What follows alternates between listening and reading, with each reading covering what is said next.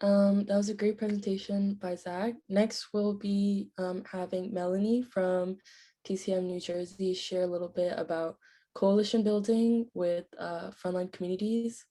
And so I'm going to be asking some questions to Melanie. And my first question for Melanie is, what is your approach to intersectionality in your climate organizing work? Hey, Al, I'm Melanie. We also have Michael here. He's another one of the founder and board members of TCM North Jersey. So we wanted to chat a little bit. A lot of our work is around fossil fuels in New Jersey and sort of across the US and in the state of New Jersey and primarily North Jersey. Fossil fuel is racist. They primarily plan to build or historically have built in lower income communities that are predominantly Black and Hispanic. I wanted to mention, like two of our climate wins in the past few years, we're getting Governor Murphy to halt the building of fossil fuel power plants in Kearney and the Meadowlands. And we're currently involved in a fight against the PVSC power plant in the Newark's Ironbound community, whose racial makeup is 50% Black. And communities like these are generally already ravaged by poor air quality. And with all this fossil fuel racism that happens, we found it critical to build relationships with Black and Brown communities and organize alongside them.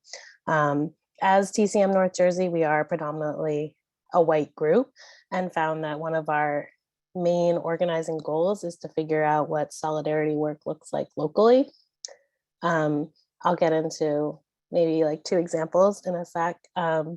We try to work really closely with these marginalized communities because we want to be involved in the climate fight, and that means taking hard stances on issues that intersect with fights within the climate. So, if you're not addressing the roots of environmental injustice, then you're signaling to people that you don't have space for them in your movement.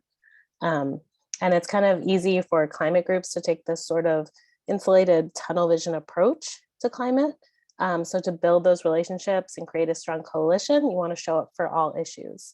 It's a great way to expand your organizing coalition by stepping out of that climate bubble. For example, in Hudson County, our government was refusing to end their contracts with ICE at our prisons, and that essentially made them ICE concentration camps. And so we joined in that fight as an organization, like using our name, and got involved in the existing discussions, petitions, protests, speaking at city council meetings. And hand in hand with that, like Zach mentioned, there's no version of this climate fight that doesn't involve going directly through the police and weakening, defunding, taking away their power, because these are the people you have to fight to do things like resist pipelines or have protests. And risking arrest, as white people, we can use our privilege and our bodies to take those risks that would be more dangerous for other people. Climate crisis organizing is always going to kind of involve law enforcement in the military, and we need to recognize that and sort of the violence that comes hand in hand with that. Thanks, Melanie, for sharing. I have another question for you, which is, how have you worked to build strong coalitions with other groups in New Jersey, and specifically frontline community organizations? Yeah, so like I mentioned, we are a white-led group, and we started our journey in a mainly white city in Hoboken. And as we expanded, we stopped trying to convert people to join TCM, like our chapter. We found it was more meaningful for us to show up and to partner with BIPOC-led groups and their meetings in the communities and just keep showing up over and over. Maybe where we are, we're luckier because we're in proximity of really rich, diverse cities like Jersey City, Newark, West New York, Kearney. So we could find a lot of those organizations to build relationships with. And, I'll mention Jersey City Sunrise Movement as an example. They are mainly led by BIPOC students in the area. And what we did was invite them into our space, not to really co-opt, but to give them a platform. And we've done this with a lot of other organizations and partnered with them. And we asked them how we can further uplift their leadership. We want to stay on the right side of uplifting and make sure not to tokenize any individual organizers for our purposes, and also know when to step back in the decision-making process and instead kind of use our people power with like everybody who's behind us in our TCM chapter to uplift the frontline community demands and create a safe space for them to talk. And one of the strongest parts of organizing is creating a coalition. Ours is really large. It includes organizations like the Sierra Club, Sunrise Movement that I mentioned, Food and Water Watch, DSA, Extinction Rebellion, Newark Water Coalition, and we've also expanded into like mutual aid groups and guerrilla gardening groups. And we have found that the statewide organization level is a lot more white than maybe the local coalition groups. Like the main Sierra Club chapter is going to be a lot more white than the smaller Hudson County chapter. And so we've really tried to focus our energy on the local level and coalition building. And, you know, we show up for other groups, kind of not activities, but like showing up for Wall Street actions with Extinction Rebellion and the protests against ICE and the police that I mentioned. And also writing and passing resolutions, not just in our own city, but surrounding cities and townships. And that expanding has been super important to our mission.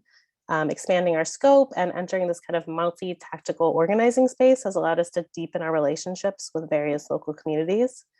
And you can also be strong in your values if you connect with an organization that necessarily doesn't mesh with your like organizing politics, how you choose to educate, your approach. Like you can still distance yourself from those organizations, like regardless of who the leadership is, but we still try to make space for them because we're all fighting for the same thing at the end of the day. Awesome. Thanks so much for that response. I have one more question for y'all, and that is, what advice do you have for climate groups struggling to tackle white supremacy culture and build stronger coalitions, especially alongside frontline communities?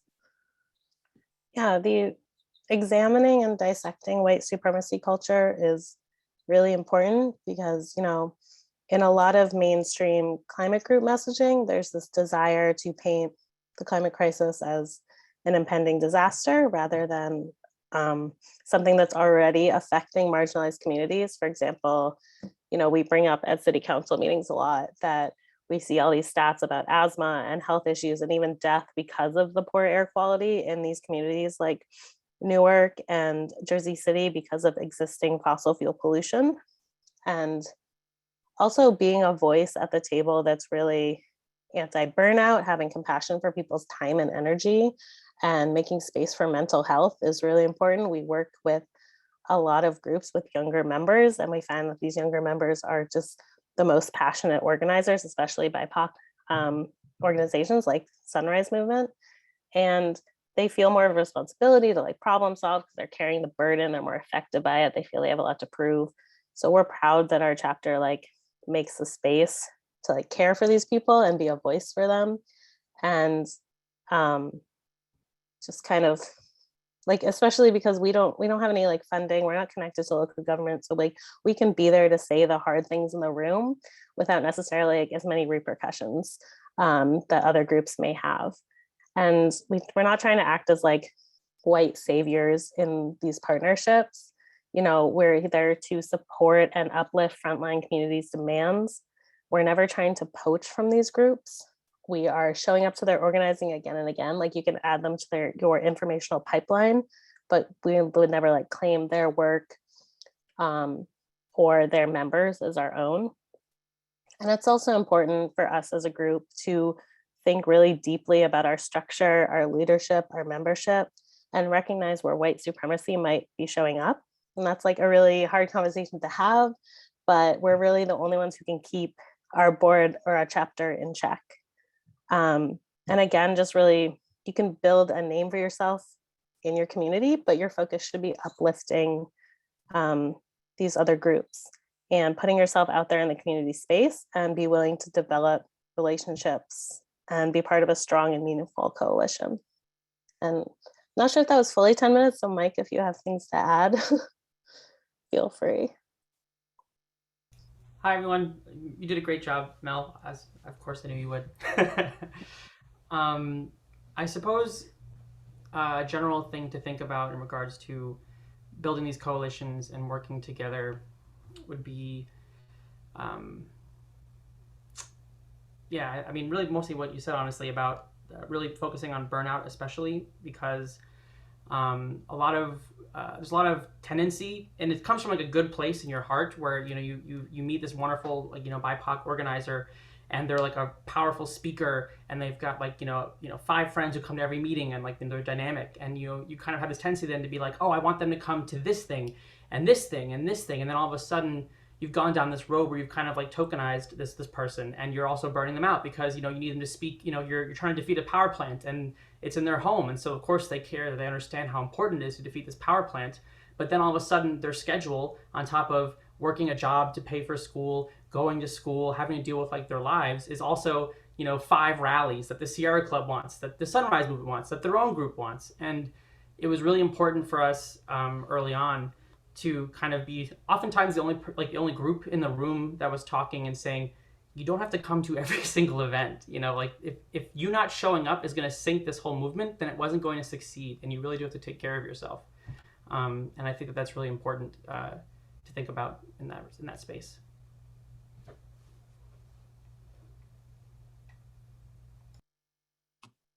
Awesome, thanks y'all. Does anyone have any questions? We have 2 or 3 minutes for questions.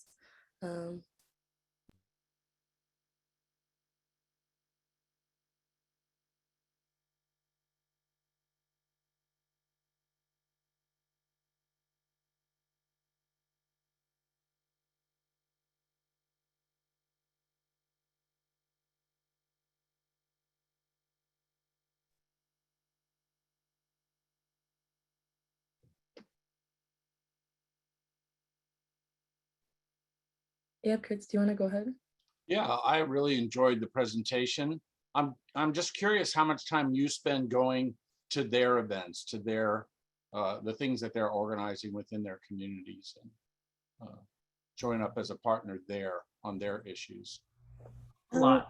Yeah, a lot. I feel like in the beginning we really wanted to be like TCM, but then as like we got, especially in the last couple of years, it's probably more than like 50% of our time is spent like uplifting other groups and just supporting their work, especially because it all intersects, like we're all working for the same thing. And it was also easy for me for a time because I was kind of freelance from home, and so I had a very open schedule, and so I was able to make the time to travel to multiple cities to do this kind of work. And then during COVID and the Black Lives Matter uprisings, we all had a lot of time, and so we showed up, of course, in the streets there as well, which once again links back to defunding the police as, I think, a key token in terms of kind of building trust with those communities, to kind of prove that you're not just some person who's like, well, I care about climate change for me, and then like that's kind of exactly where your thought process breaks down. And so, yeah.